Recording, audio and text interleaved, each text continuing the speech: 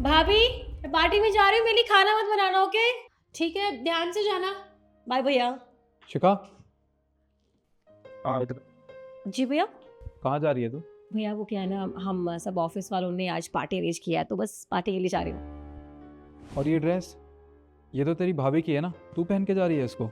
हाँ भैया, मुझे ये ड्रेस बहुत पसंद आई। मैंने भाभी से ही कहा था मुझे पार्टी के लिए चाहिए, तो मैंने पहन ली। शिखा, मैं और तेरी भाभी तुझसे प्यार करते हैं ना, इसका तू गलत फ़ायदा उठा रही है।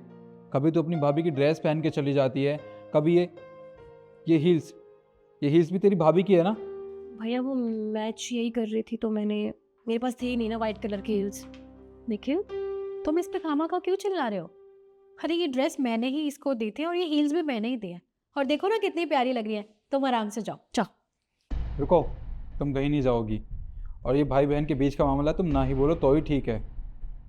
देखो शिखा, तुमने कभी सोचा है कि जब भी तुम्हारा जी चाहता है तुम अपनी भाभी से कभी इसकी ड्रेस ले लेती हो, कभी इसका पर्स ले लेती हो, कभी इसकी ज्वेलरीज ले लेती हो, कभी इसके ये हील्स ले लेती हो?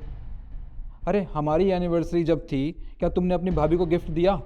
नहीं दिया ना। और जब इसका बर्थडे था पिछले महीने, तब तुमने इसे गिफ्ट दिया? नहीं।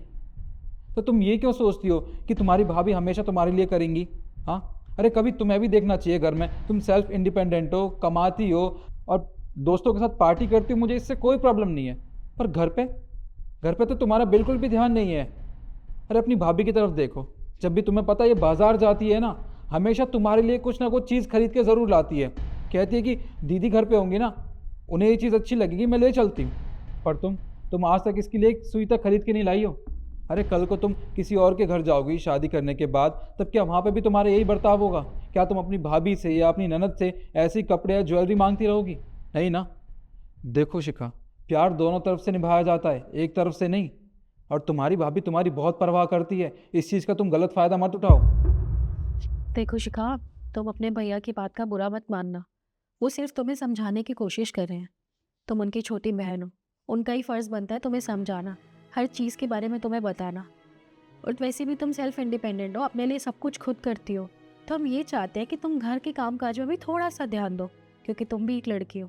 तुम्हारी भी शादी होगी, अगले घर जाओगी, वहाँ पे सारा काम तुम्हें संभालना पड़ेगा।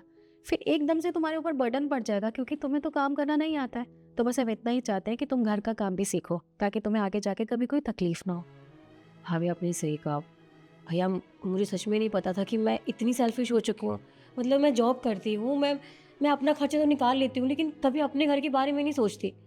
और भाभी मेरे लिए कितना कुछ करती हैं, कुछ भी चीज़ लाती है मेरे बारे में ज़रूर सोचती है, लेकिन मैंने कभी ऐसा क्यों नहीं सोचा।